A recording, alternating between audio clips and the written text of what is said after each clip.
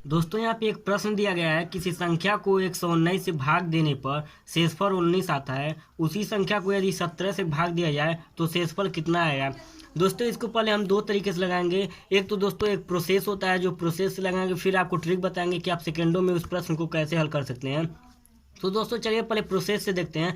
दोस्तों मान लीजिए हमें वह संख्या पता नहीं है जिसमें हमें भाग देना है, तो हम उसे यक्स मान लेते हैं। यदि इसको 119 से अगर हम भाग देते हैं तो हमारा मान लीजिए अगर हम एक बार ले जाएं 119 को तो 119 आता है, और शेषफल जो दोस्तों हमारा आता है वो 19 आता है। यानी कि दोस्तों यह तो हो गया हमारा एक प्रोसेस।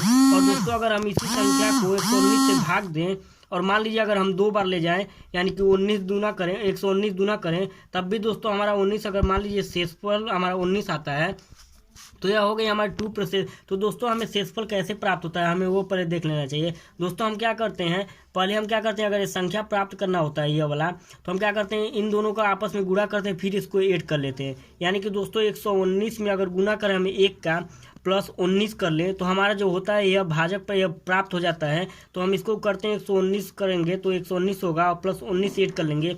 यानी कि दोस्तों हमारा वो संख्या जो होगी 138 होगी। अगर 138 में अगर हम 119 से भाग देते हैं तो हमारा जो शेषफल होता है 19 प्राप्त होता है। अगर यहीं पे दोस्तों अगर हम सेकेंड वाले में जो हम किए हैं अगर इसमें देखें तो इसका इसमें गुणा करेंगे, तो अगर गुणा करते हैं तो दोस्तों 19 दूना 38 यानी कि 238 हो जाएगा, प्लस 19 ऐड करेंगे। अगर 19 दोस्तों ऐड करते हैं तो हमारा हो जाता है यह 17 और 1 4 1 5 257 हो जाता है वह संख्या। यानी कि दोस्तों हम यक्स का मान 138 भी रख सकते हैं, यक्स का मान 257 भी रख सकते हैं। लेकिन दोस्तों हमें पूछ रहा है कि शेषफल कितना आएगा यदि उसी संख्या को अगर हम 17 से भाग दें। अगर दोस्तों अगर हम 138 को अगर 17 से भाग दें या 257 को अगर 17 से भाग दें तो हमारा शेषफल कितना आएगा। तो चलिए दोस्तों हम एक बार भाग देकर देख लेते हैं। अगर 138 में अगर हम 17 से भाग लगाते हैं दोस्तों तो 17 पचे 85, 17 छक्का 102, 17 सत्ते 119, 17 सत्ते 119 दोस्तों हमारा 119 होगा। और दोस्तों अगर इसको हम इसमें घटा दें तो 18 में से 9 जाएगा 9 और यहाँ पे बचा 1। यानी कि दोस्तों अगर हम इसको 8 बार में ले जाएं तो हमारा जो शेषफल हो जाएगा यानी कि 17, यानी कि हमारा जो शेषफल हो जाएगा 2 आ जाएगा। तो यह तो दोस्तों हो गई हमारी लॉन्ग प्रोसेस। अगर इसमें अगर दोस्तों हम भाग दें इसमें तो हमारा जो शेषफल आएगा वो 2 आ जाएगा। और दोस्तों अगर यही हम शॉर्ट ट्रिक की बात करें, यानी कि दोस्तों अगर ट्रिक की बात करें तो ट्रिक दोस्तों क्या करना है, जैसे दोस्तों अगर शेषफल आ रहा है 19 में तो क्यों ना हम 19 में डायरेक्ट 17 से भाग लगा दें।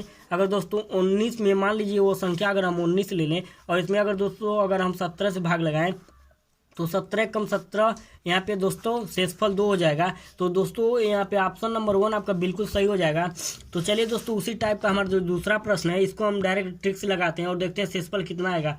यहाँ पे पूछा गया एक संख्या को 357 से भाग देने पर शेषफल 29 रहता है। यदि उसी संख्या को 17 से भाग दिया जाए तो शेषफल कितना आएगा।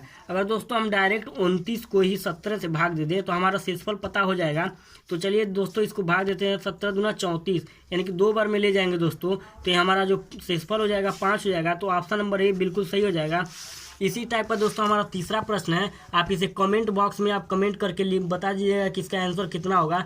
तो यह आपके लिए छोड़ देता हूँ। और दोस्तों हमारा जो चौथा प्रश्न होगा, यहाँ पे पूछा गया 2 अंकों को से बनी एक संख्या और उसी संख्या के अंकों को आपस में बदल कर बनाई गई नई संख्या का योगफल 29 है। यानी कि दोस्तों मान लीजिए हमारा जो संख्या है वो 10x प्लस y है। या दोस्तों 2 अंकों से बनी एक संख्या, मान लीजिए दोस्तों अगर y इकाई का अंक है तो x हमारा दहाई का अंक है, इसलिए यहाँ पे 10 लगा दिया गया है।